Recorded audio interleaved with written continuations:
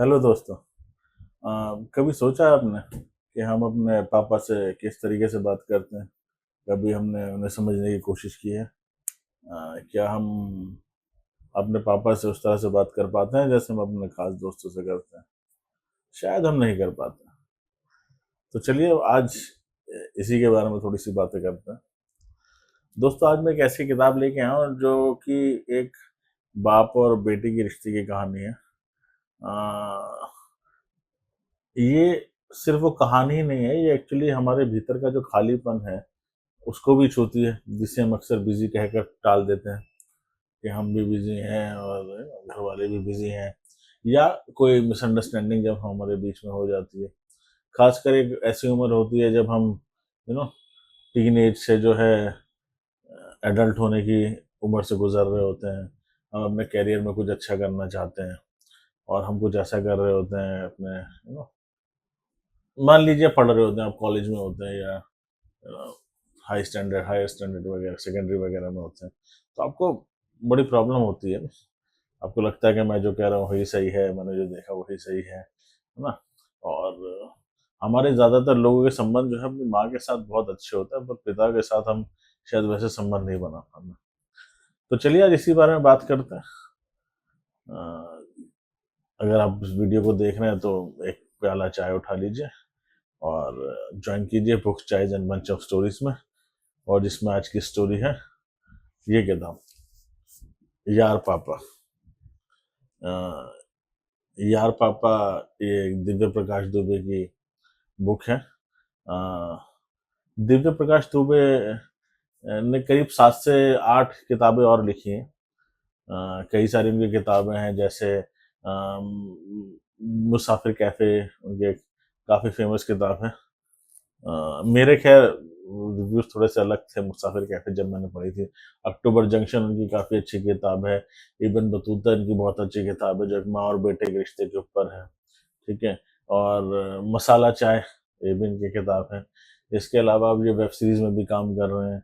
अभी पिछले साल 1.5 साल पहले जो विक्रम की और मणिरत्नम की फिल्म आई थी तमिल, पोन्ने सेल्वम नाम था उसका शायद, हाँ, फर्स्ट और सेकंड पार्ट, उसके अंदर भी दिव्य प्रकाश दुबे ने अपनी राइटिंग के कुछ मतलब उन्होंने राइटिंग करी थी उसके लिए, स्क्रीन वगैरह वगैरह लिखा था।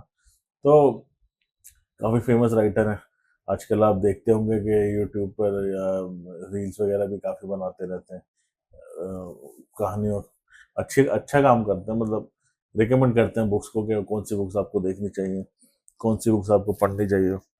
तो आज बात होगी यार पापा की। ये हिंद युग से प्रकाशित किताब है। इसकी कीमत है करीब 299 रुपये। अमेजोन वगैरह से लेंगे तो आपको 10-15% का शायद डिस्काउंट भी मिल जाएगा। और ये करीब क्या कहते हैं 220-21 पेजेस की कहानी है।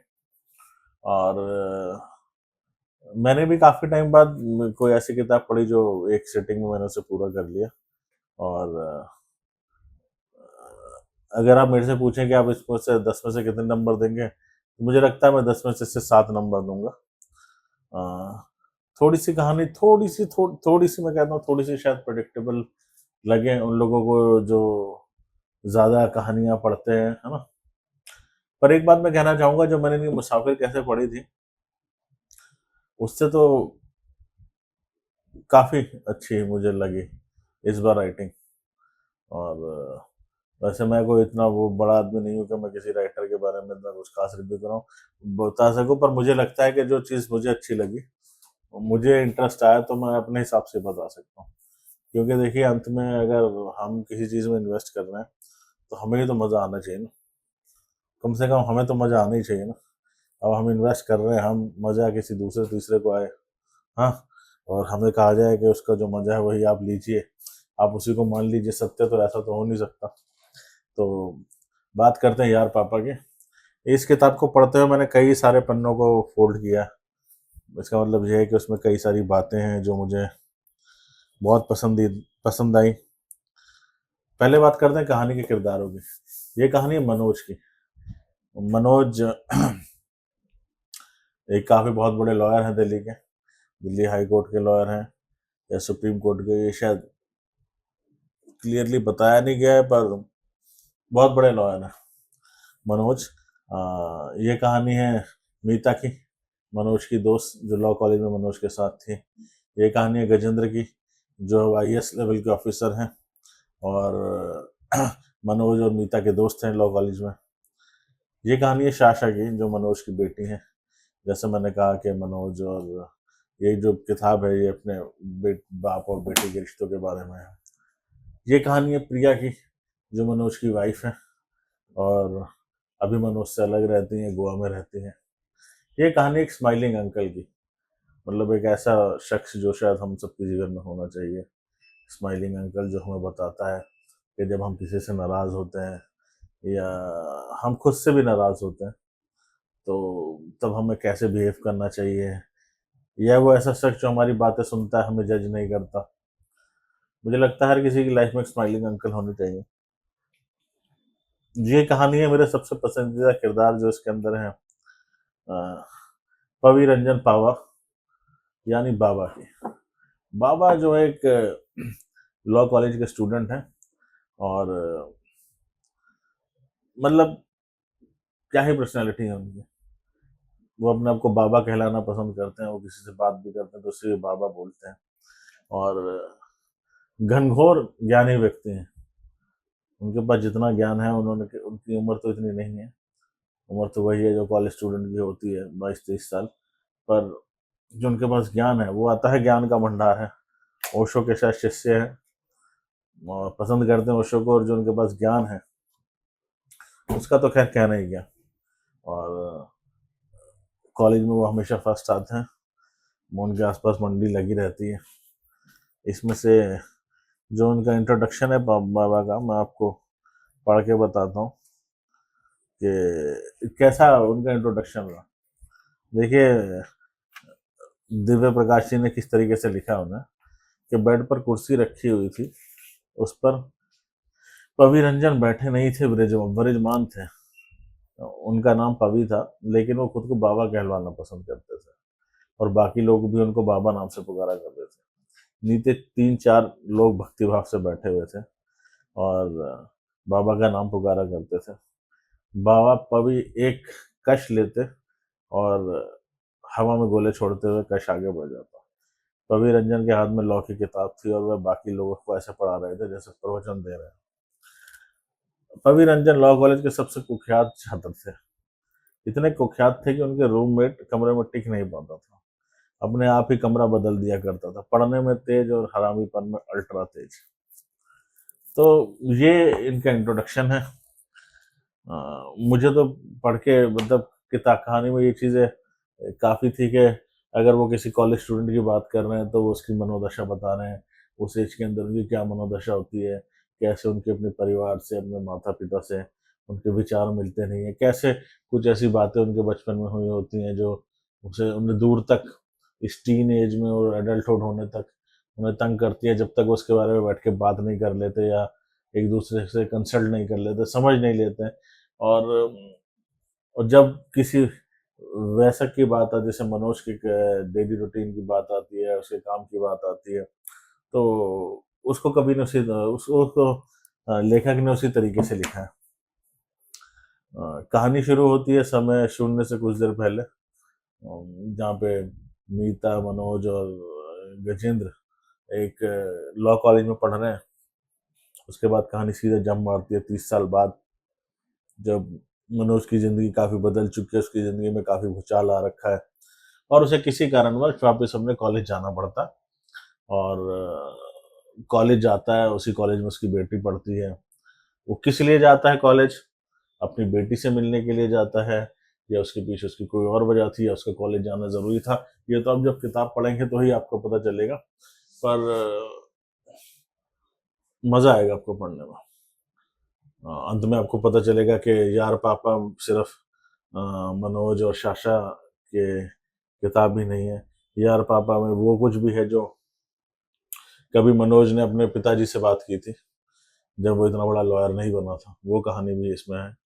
और देखिए जब मैं कोई कहानी पढ़ता हूँ तो मुझे सबसे ज़्यादा मज़ा आता है उसकी जो बैकग्राउंड स्टोरी होती है, पीछे से चलती है, उसमें मज़ा नहीं आता जो चीज़ों का वर्णन किया जाता है ना, जैसे लेखक ने किसी भी जगह का वर्णन, आपको लगना चाहिए कि आप वहाँ पहुँच गए। जैसे अगर कभी आप हैरी पॉटर की किताबें पढ़ें, है ना, जो कि जेके रॉलिंग ने लिखी हैं, अ, अगर आप उसे कभी पढ़ें, फ़िल्म तो सबने देखी होगी, मैंने भी देखी है, पर मैंने फ़िल्म देखने से पहले वो किताब भी पढ़ी थी।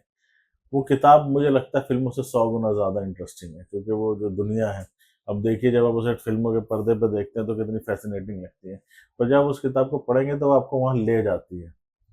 वो जो फ़ीलिंग है ना, अगर किसी किताब में वो आती है तो वही मुझे बताती है कि भाई लेखक की लेखनी में कितना दम है। इसमें भी एक दो चीज़ें ऐसी हैं जो आ, मुझे काफ़ी सही लगी, और उनमें से एक दो चीज़ें मैं आपको बताता हूँ। के अंदर प्रिया का लेखक ने इंट्रोडक्शन दिया, तो वो किस तरीके से बताते हैं कि प्रिया जो है वो गोवा में रहती है। अ, उसका कुछ इस तरीके से लेखक ने लिखा, जब आप उसे पढ़ते हैं तो आपको बड़ा अच्छा लगता है, आपको लगता है कि यहाँ पर मैं क्यों नहीं हूँ। कुछ सूखे पत्ते, कुछ किताबें, थोड़ी सी धूप, चुटकी भर रात, अंजलि भर पहाड़ और घर के पीछे तालाब भर समंदर। दुनिया को अगर किसी लड़की ने बनाया होता तो उसमें बस इतनी ही चीजें होती। प्रिया ने अपनी नई दुनिया इन्हीं छोटी मोटी चीजों से बनाई थी। तो ये जिस तरीके से लिखा है और जिस तरीके से उसका इंटरव्यू दिया गया है कि गोवा के एक छोटे से पर बहुत ही सुंदर घर में प्रिया चाय बना रही है, इस घर से समंदर दिखता था, दूर से गाने की आवाज आ रही थी, घर खुला था इसलिए सामने से अच्छी हवा आ रही थी। इस घर को प्रिया और मनोज ने खरीदा था ताकि रिटायर होने के बाद वो यहाँ कर रह सके। तो जो विवरण दिया है, चित्रांकन किया है, बहुत शानदार किया। तो मुझे कुछ ऐसी ऐसी बातें इसमें अच्छी लगी। दोस्तों आप भी पढ़िए यार पापा, मजा आएगा आपको ये किताब पढ़ के। खासकर उन लोगों को, और उनको तो जरूर पढ़नी चाहिए जो अभी अपनी टीनेज से निकल रहे हैं और एडल्टहुड की तरफ बढ़ रहे हैं। हाँ, जैसा मैंने कहा कि इस एज में काफी ज्यादा हम लोगों को मिसअंडरस्टैंडिंग्स और कुछ ऐसी बातें हो जाती हैं जो हमारे दिल में रह जाती हैं, जिसके ऊपर हम कुछ डिसीजन ऐसे लेते हैं जो शायद सही नहीं होते। और उन सबको ये किताब पढ़ना चाहिए। वैसे भी जैसे मैंने कहा कि आजकल बच्चे जो है काफ़ी रील्स भी मैं देखता हूँ, इस तरीके की काफ़ी किताबें पढ़ रहे हैं, और उनकी उम्र में शायद मैं जब था तो इतने रिव्यू करने के इतने मतलब शब्द हुआ नहीं करते थे जो मैं आजकल देखता हूँ। और ये अच्छी बात है, आने वाली हर जनरेशन जो होती है वो पुरानी से बेहतर ही होनी चाहिए, जो कि आजकल है। जैसे अभी भी कुछ लोगों को ऐसा लगता है कि जो नए पाठक आए हैं या नए लोग हैं उनको शायद इतनी अकल नहीं है ना, पर मुझे नहीं ऐसा लगता कि ऐसा नहीं है। मुझे लगता है कि जो पुराने लोग हैं उनके पास थोड़ा सा तजुर्बा ज़्यादा है, और नए लोगों के पास आइडियाज़ बहुत ज़्यादा है। तो पढ़नी चाहिए किताब, पढ़िए, बताइए आपको कैसा लगा, और कौन सी किताबों के बारे में आप जानना चाहते हैं, और उसका भी मैं रिव्यू लेके आएंगा।